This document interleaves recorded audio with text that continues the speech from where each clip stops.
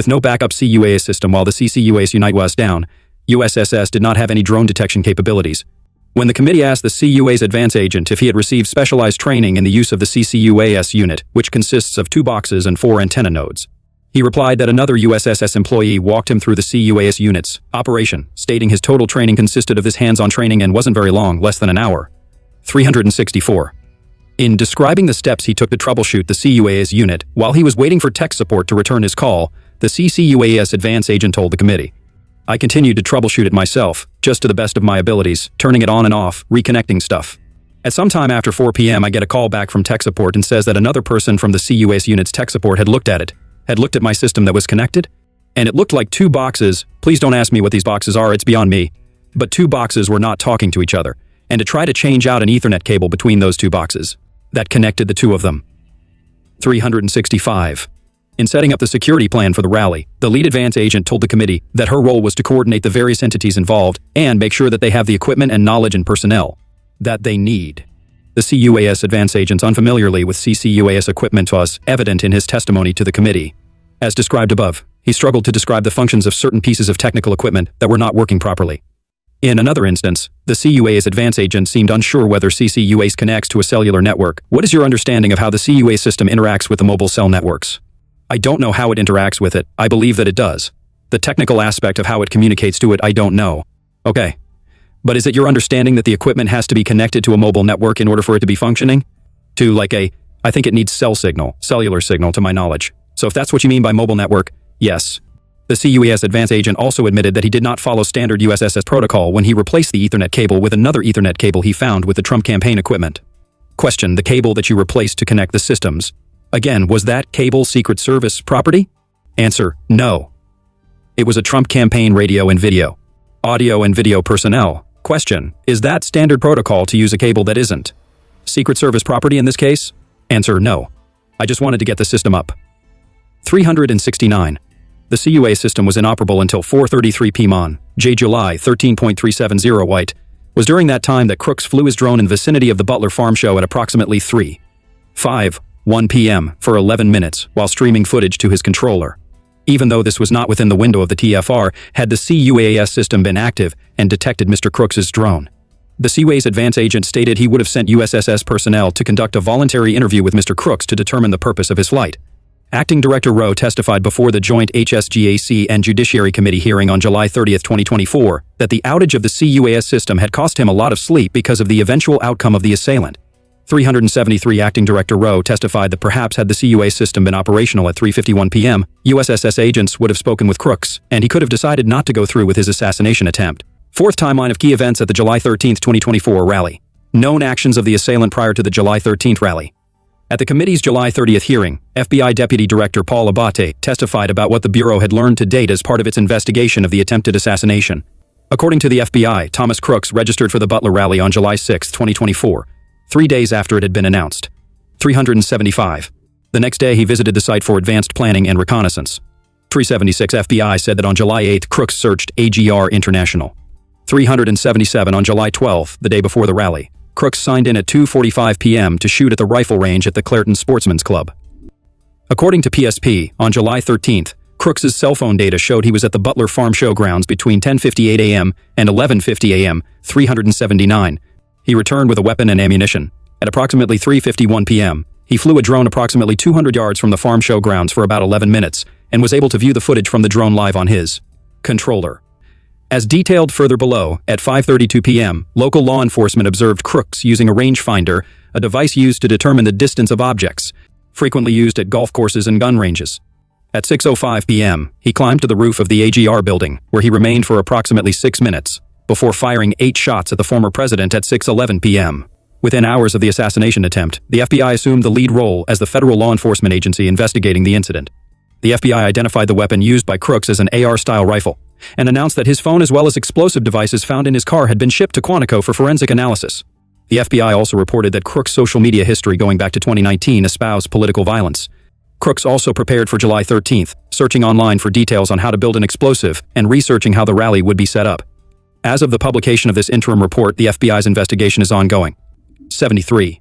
Prior to the Butler rally, crooks had researched multiple political targets including President Biden, former President Trump, the DNC convention, and the RNC convention. On July 6, the same day crooks registered for the Butler rally, he searched online with the following entry: how far away was Oswald from Kennedy? The following is a detailed timeline of events between the first confirmed sighting of Crooks by law enforcement and when Crooks was killed. Identification and search for the suspicious individual on July 13, 2024. 4:26 p.m. An AGR sniper from Beaver County, who had been positioned inside the AGR building earlier that day, exited the building at the end of his shift and noticed a suspicious person sitting near the AGR building. The sniper texted the other two local snipers remaining in the AGR building. "Someone followed our lead and snuck in and parked by our cars, just so you know. I'm just letting you know because you see me go out with my rifle and put it in my car, so he knows you guys are up there. He's sitting to the direct right on a picnic table about 50 yards from the exit." 392. FBI initially testified that the first reported sighting of the shooter by local law enforcement was at approximately 4:26 p.m. However, FBI later stated that while witness interviews indicated that Crooks was in the AGR area at 4:26 p.m., subsequent digital evidence review shows the subject was in fact near the Farm Show airstrip, walking past a row of vendors outside the secure perimeter, approximately a half-mile away from the AGR grounds at 4:26 p.m. AGR Sniper 1 Beaver County posted in a window inside the AGR building observed an individual outside walk by the window, who the sniper later determined was Crooks. 395. This was the first confirmed sighting of Crooks by law enforcement, 1 hour and 1 minute before the shooting. 5:14 p.m., AGR Sniper 1 Beaver County took a photograph of Crooks using his cell phone. That sniper later told the committee that he was not sure at the time why he took the photograph, but that something seemed off about the individual. 396. 5:32 p.m. AGR Sniper 1 Beaver County observed Crooks looking at his phone, news feeds, and rangefinder confirmed through monoculars. 5:38 p.m. AGR Sniper 1 texted all local snipers, AGR building and grandstands. Kid learning. Sick. Around building we are in. Auger, I believe it is. I did see him with a rangefinder looking toward stage. For your information, if you want to notify SS snipers to look out. I lost sight of him. Also a bike with backpack sitting next to it in rear of building that was not seen earlier. The text included 2 photographs of Crooks. 8:21, text message from AGR Sniper 1 to all local snipers 400, 5066, 7 people. Game time, 5:34 p.m., 5:35 p.m., 5:38 p.m., 5 p.m., 5:38 p.m., 8:22, 7 people. Kid learning around building we are in. AGR, I believe it is. I did see him with a rangefinder looking toward stage. For your information, if you want to notify SS snipers to look out. I lost sight of him. Also a bike with backpack sitting next to it in rear of building that was not seen earlier. Do. 5:38 p.m., 6:38 p.m. Call it into command and have a uniform. Check it out. 5:40 p.m. Trend 16 of 5 to 10 DIA. Text message. Shortly after 5:38 p.m. an AGR sniper went downstairs to the exit of the AGR building in attempt to keep track of Crooks. 4-in-1. 5:42 p.m. AGR Sniper 1 radioed on the local ESU channel. Justin, for your information, we had a younger white male long hair lurking around the AGR building. He was viewed with a rangefinder sighting the stage. He was up against the building, believe he was looking up at us, and he walked around the side of the building. We lost sight of him. Also, there's a bike with a large backpack sitting beside it. It's parked in the rear of the building that wasn't there earlier. 5:43 p.m. The Butler ESU commander responded to the 542 radio call. Copy. We will send somebody to check it. 5:44 p.m. The Butler ESU commander called a PSP sergeant stationed in the USSS security room, who was his primary point of contact and liaison to USSS. In a subsequent interview, the PSP sergeant stated he received information about a suspicious person near the AGR building. Specifically, a young white male, long hair, with a rangefinder had been seen by the counter snipers. And then he also said a bike and a backpack had appeared that they weren't sure was related but wasn't there obviously at the start of the rally. 404. This was the first confirmed communication to USSS about Crooks, approximately 27 minutes before the shooting. Around that same time, the PSP sergeant called a PSP trooper, who was assigned as the intelligence officer working with the USSS protective intelligence agent, and a PSP corporal, who was assigned as a site roving supervisor, and informed them about the suspicious person, and was told they would start to look for him. 4-6. Also at 5:44 p.m., the Butler ESU commander told a Butler County Sheriff's deputy about the suspicious person. 5:45 p.m. The Butler ESU commander radioed on the local ESU channel. PSP and sheriffs should be en route. If you get a visual, let me know. The Butler County Sheriff's deputy then radioed on the sheriff's office radio channel. Be on the lookout for a white male, young white male, blonde hair with a backpack, might be on the AGR side fence line. Also at 5:45 p.m., the Butler ESU local sniper team lead texted the USSS counter sniper team leader in the Hercules 1 position on top of the southern barn behind the stage, AGR, sending a uniformed officer to check him out. Kid learning sick around building we are in. AGR, I believe it is. I did see him with a rangefinder looking toward stage. For your information, if you want to notify SS snipers to look out. I lost sight of him. Also a bike with backpack sitting next to it in rear of building that was not seen earlier. 410. The text included the same 2 photographs of crooks. The USSS counter-sniper team leader responded, Roger. I'll notify teams on AGR side. 412. The USSS counter-sniper team leader later told the committee that he meant he would notify the 2 USSS counter-snipers in the Hercules 2 position on top of the northern barn behind the stage. 413. This was the first communication to the USSS counter-snipers about crooks, approximately 26 minutes before the shooting. The USSS counter-sniper team leader told the committee that immediately after receiving the text, a USSS protective intelligence agent called him and told him she was looking into the suspicious person report. 5:47 p.m. The PSP trooper who had been told about the suspicious person around 5:44 p.m. then called 2 undercover PSP troopers stationed at the Sheetz gas station and gave them a description of the suspicious person and told them to go to the AGR building to look for him. 415. Approx. 5:48 p.m. The Butler ESU commander texted the PSP sergeant stationed in the USSS security room and again provided a description of the suspicious individual and attached the photographs of crooks. 416. The PSP sergeant shared this information with the USSS CUAS advance agent, who was located with him in the USSS security room. 417. 5:52 p.m. After receiving the photographs of crooks from the PSP sergeant, the USSS CUAS advance agent sent the photographs to the USSS counter-sniper response team agent. 1. At that same time, the USSS counter-sniper team leader who had received the description and photographs of crooks at 5:45 then sent a be on the lookout or BOLO email to all 3 other USSS counter-snipers positioned on the 2 barn roofs behind the stage.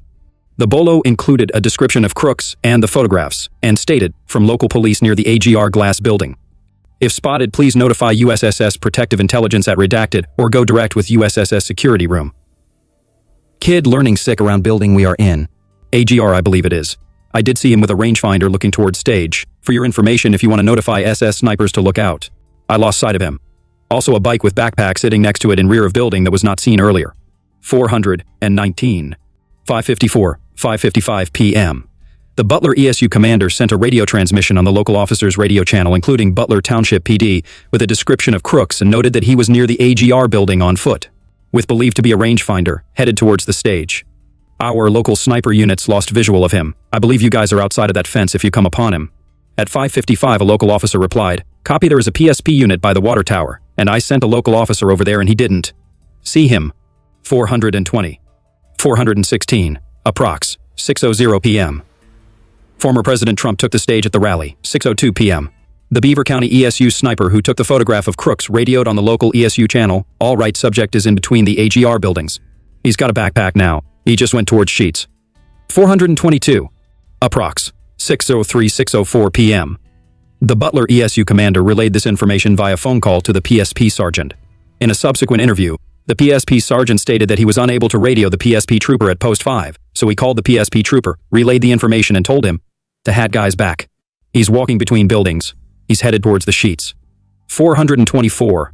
6:04 p.m. The PSP trooper, who had previously directed the 2 undercover troopers to look for the suspicious person at 5:47 p.m., then sent the 2 undercover troopers the photograph of crooks. 425. The Butler County Sheriff's deputy then radioed on the Sheriff's Office radio channel that the suspicious person is headed towards Sheetz. 426. 6:05, 6:08 p.m. According to FBI, at approximately 6:05 p.m., crooks climbed up an air conditioning unit onto a roof on the north end of the AGR complex. 427. He then moved southward across the connected AGR building's roofs with the backpack.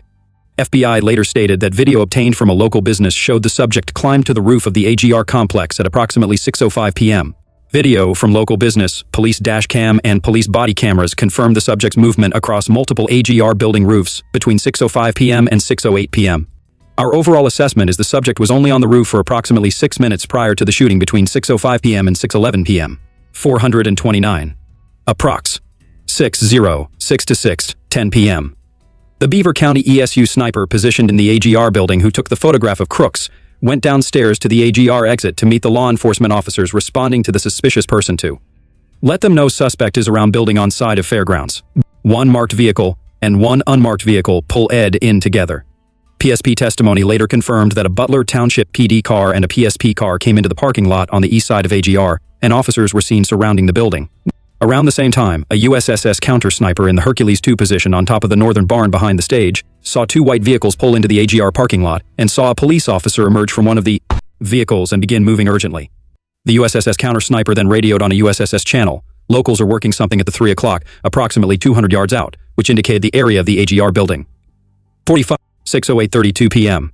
A Butler Township PD officer radioed on the local officer's radio channel. Someone's on the roof. I have someone on the roof with white shorts. 434. The Butler ESU commander replied on the radio and confirmed the individual on the roof was not local law enforcement. 435. 6:09 p.m. The same Butler Township PD officer then radioed. We got him. We don't have him in custody yet, but he's right straight in front of me by the pine tree standing upwards.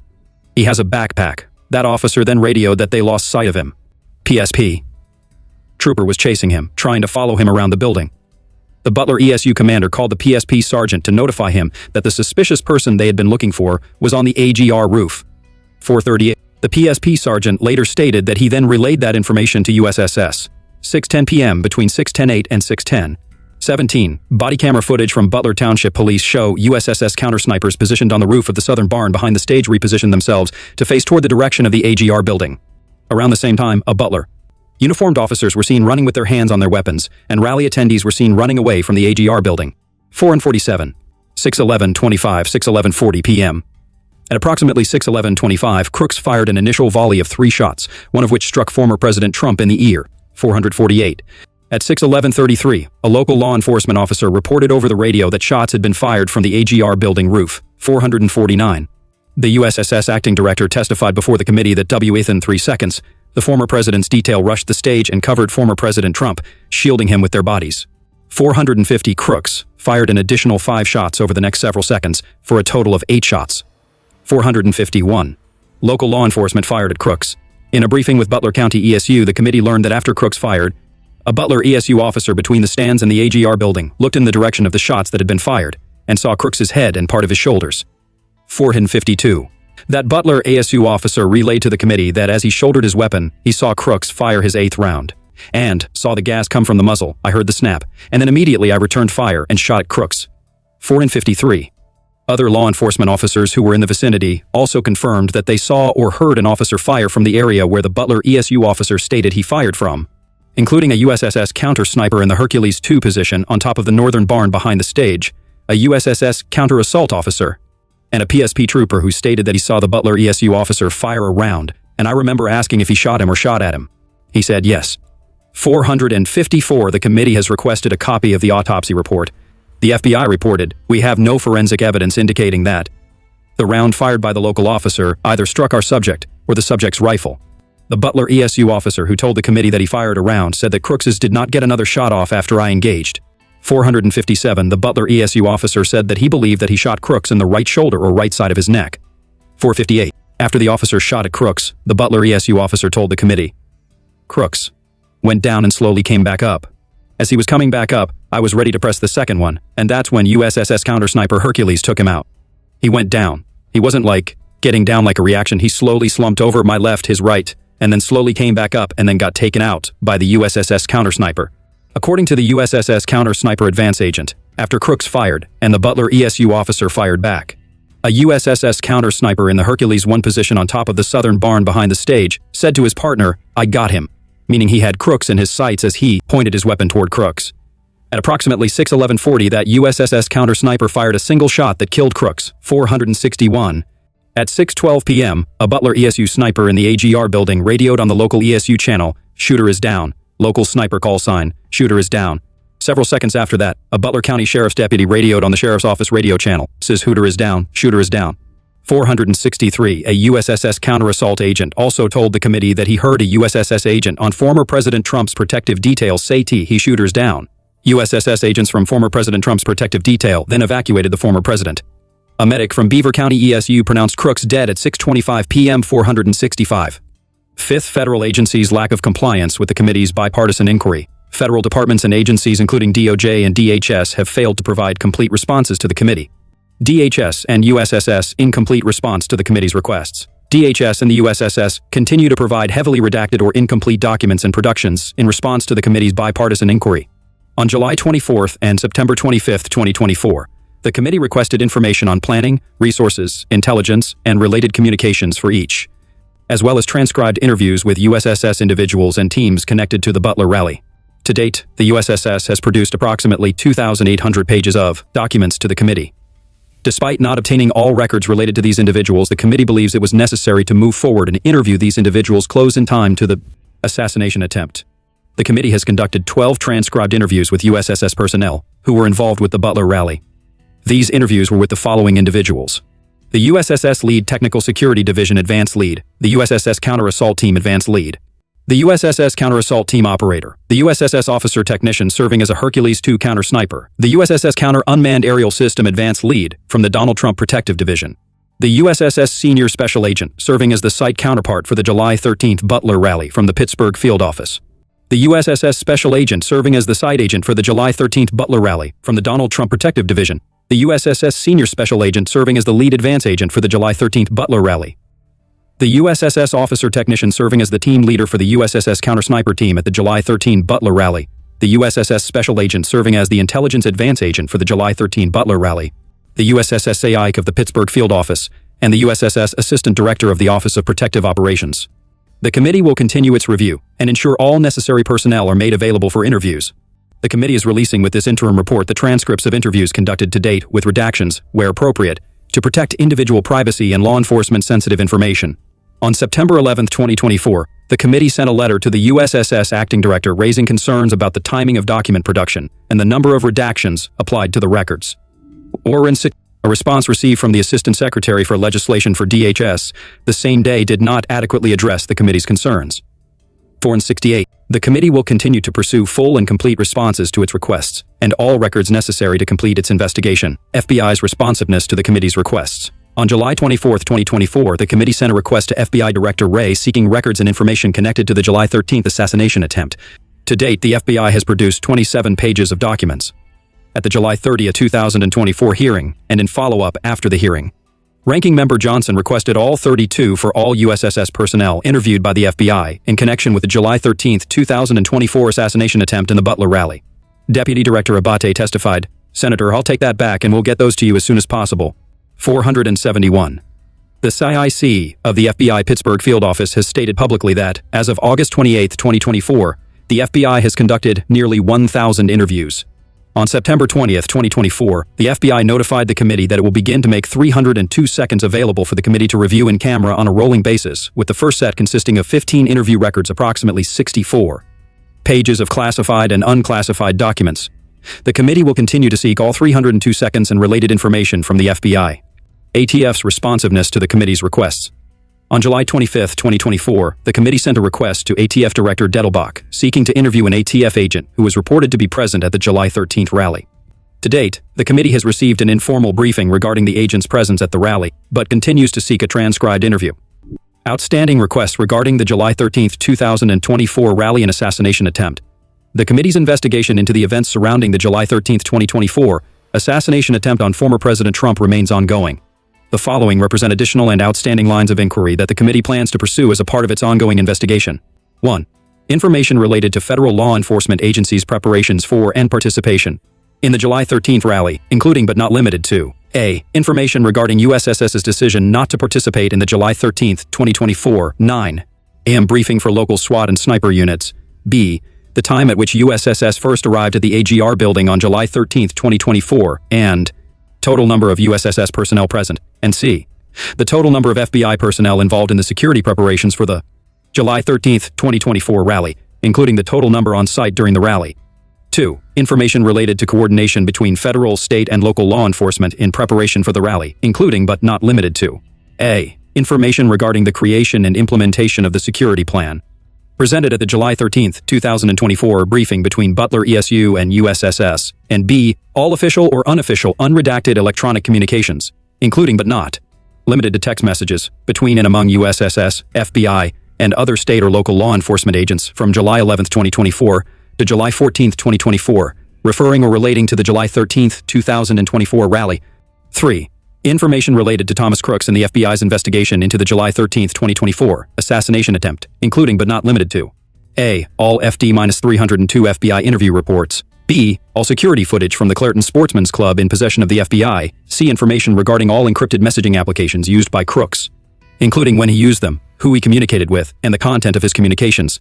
D. Information regarding all social media platforms used by crooks, including when he used them, who he communicated with, and the content of any posts or communications. And E. Copies of crooks' other online activity, including search history, any communications, online posts, handwritten notes, or other statements by crooks related to mass shooting or assassination events, including but not limited to the possible assassination of former President Trump.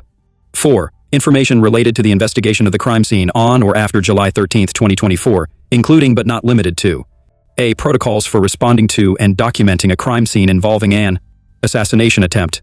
B. Information related to any ATF facial recognition searches of Crooks' body. C. Information related to the discovery, location, and subsequent search of Crooks' car identified after the July 13th assassination attempt, including but not limited to information about the length of time the car was present prior to the rally. D. Crooks' autopsy and toxicology report. E. Time sequence and trajectory analysis of all rounds fired at the July 13th rally.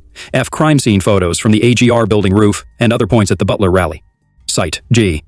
The weapons, including firearms or explosives devices, bullets recovered, all firearm tracing requests connected to the assassination attempt, and all ATF Form 4473 associated with the gunman's weapon S, and H. Information from subject matter experts regarding the handling of crime scenes, including crime scene expert analysis of the processing of the crime scene at the Butler grounds and AGR building.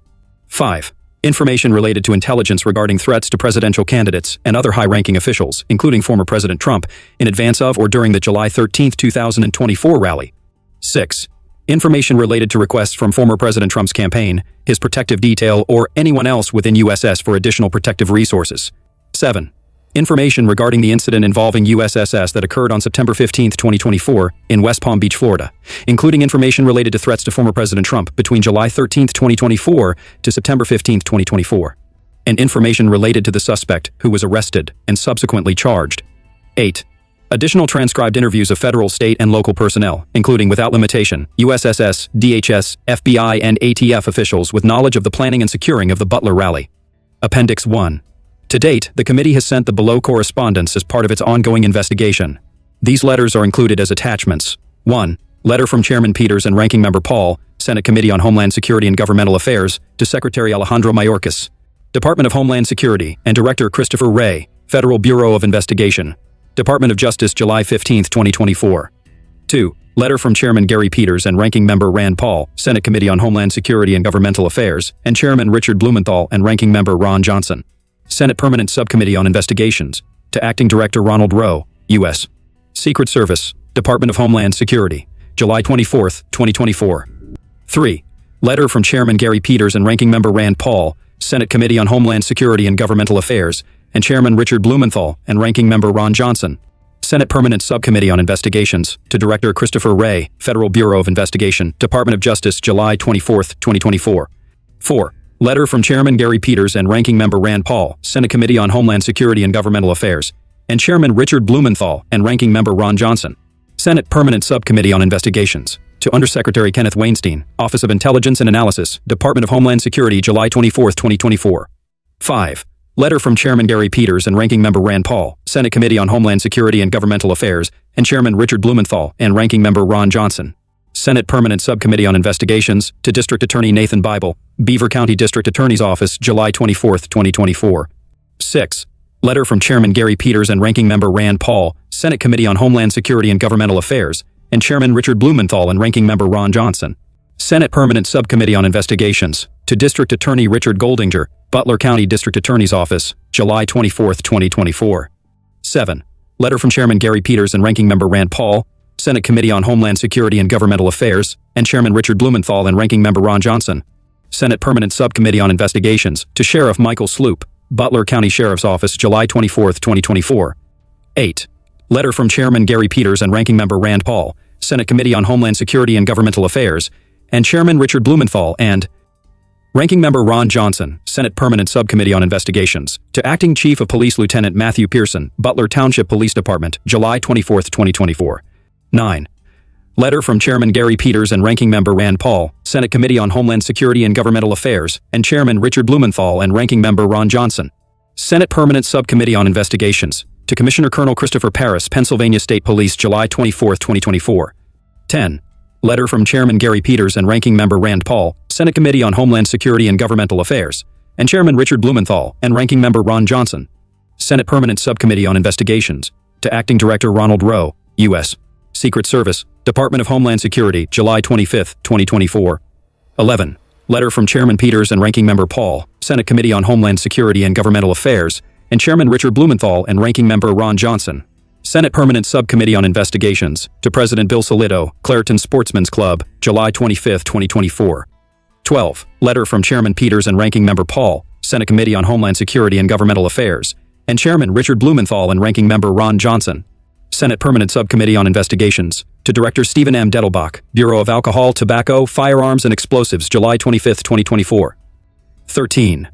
Letter from Chairman Peters and Ranking Member Paul, Senate Committee on Homeland Security and Governmental Affairs, and Chairman Richard Blumenthal and Ranking Member Ron Johnson, Senate Permanent Subcommittee on Investigations, to Secretary Alejandro Mayorkas, Department of Homeland Security, and Director Christopher Wray, Federal Bureau of Investigation, Department of Justice, August 14, 2024. 14. Letter from Chairman Peters and Ranking Member Paul, Senate Committee on Homeland Security and Governmental Affairs, and Chairman Richard Blumenthal and Ranking Member Ron Johnson, Senate Permanent Subcommittee on Investigations, to Commissioner Colonel Christopher Paris, Pennsylvania State Police's, August 21, 2024. 15. Letter from Chairman Gary Peters and Ranking Member Rand Paul, Senate Committee on Homeland Security and Governmental Affairs, and Chairman Richard Blumenthal and Ranking Member Ron Johnson, Senate Permanent Subcommittee on Investigations, to Acting Director Ronald Rowe, U.S. Secret Service, Department of Homeland Security, September 11, 2024. Gary C. Peters, Michigan, Chairman. Thomas R. Carper, Delaware. Margaret Wood Hassan, New Hampshire. Kirsten Sinema, Arizona. Jackie Rosen, Nevada. John Ossoff, Georgia. Richard Blumenthal, Connecticut. LaFonza R. Butler, California. Rand Paul, Kentucky. Ron Johnson, Wisconsin. James Lankford, Oklahoma. Mitt Romney, Utah. Rick Scott, Florida. Josh Hawley, Missouri. Roger Marshall, Kansas. David M. Weinberg, Staff Director. William E. Henderson III, Minority Staff Director. Laura W. Kilbride, Chief Clerk. The Honorable Alejandro Mayorkas, Secretary, Department of Homeland Security. 245 Murray Lane, SW, Washington, D.C. 20500 and 2008. United States Senate, Committee on Homeland Security and Governmental Affairs. Washington, D.C. 20510 to 6250. July 15, 2024. Dear Secretary Mayorkas and Director Wray, we are gravely concerned by the assassination attempt on former President Trump and the loss of life of an innocent bystander and injuries to several others during a campaign rally in Butler, Pennsylvania, on July 13, 2024. In light of Saturday's shooting, the Homeland Security and Governmental Affairs Committee is initiating a bipartisan investigation into how this was able to occur, what security, personnel, or other failures contributed to the attempt, and steps that must be taken to ensure any mistakes are avoided in the future. Accordingly, we request that the appropriate representatives of your departments, including the U.S. Secret Service, provide a briefing to members of the committee on the security failures that allowed this alarming incident to transpire.